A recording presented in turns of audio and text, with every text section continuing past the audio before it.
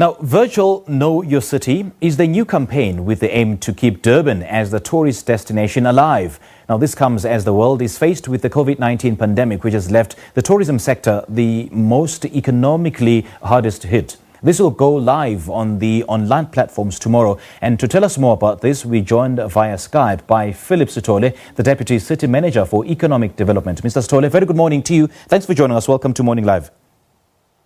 Good morning to you and good morning to viewers.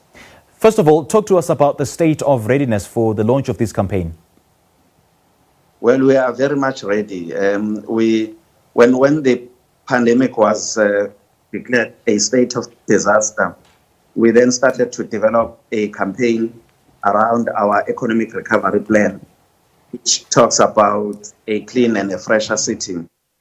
And this particular campaign, the Know Your City, it's a campaign that is going to showcase some of the hidden gems of Durban, because we need to come up with new experiences that will attract people back to Durban, but also come back as tourists and visitors and spend their money in this city. Well, tourism is one economic sector that has been hit hard by the lockdown. So coming up with such a campaign, Mr. Sithole, how do you think this is going to help keep alive tourism since this campaign will be accessed online? Well, many people are already online, and we have seen music shows being conducted online. But the aim of the campaign, it's a teaser to everybody to say when gates are open, when people are allowed to travel, they must have Durban as the number one place to visit. So we want to showcase our aquatic experiences, want to showcase places that talks about the history, culture, and heritage of the city. This campaign will be showcasing our museums, but we'll be working with tourists as well as ambassadors of Durban, which includes artists, some of our top artists in the city, who will be telling a story about each of the products and experiences that will be showcased virtually. So the aim here is to do two things. One is to make sure that people, they still remember Durban, but they remember Durban through our artists. This includes both, it could be DJs or people who are doing sculptures at the beachfront and so on and so forth. Now, in terms of showcasing aquatic experiences, in terms of museums, in terms of the flora and fauna, and just about anything that Durban can offer, do you think that online platforms are sufficient enough to give us a true experience that Durban has to offer?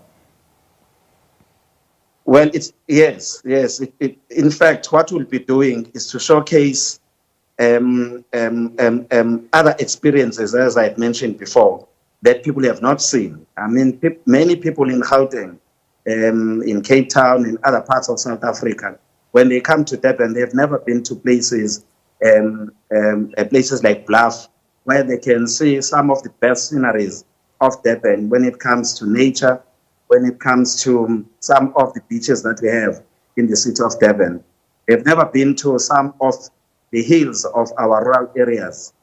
They've never been to some of the townships that carries a lot of history in terms of the struggle before democracy and how people live in the townships. There are also certain parts of the inner city that we have not talked about.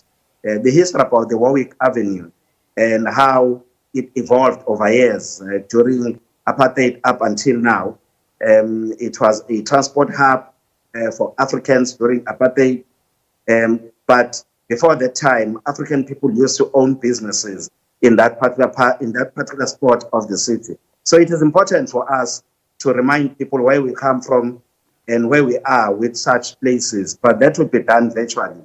That creates excitement, and that makes people want to come together. I guess the gist of my question then is, I mean, going online, especially to experience these tourist attractions, is not the same as one physically travels to that place. So what's your view on that? Well, it's not the same, but the aim is that it becomes a talkability.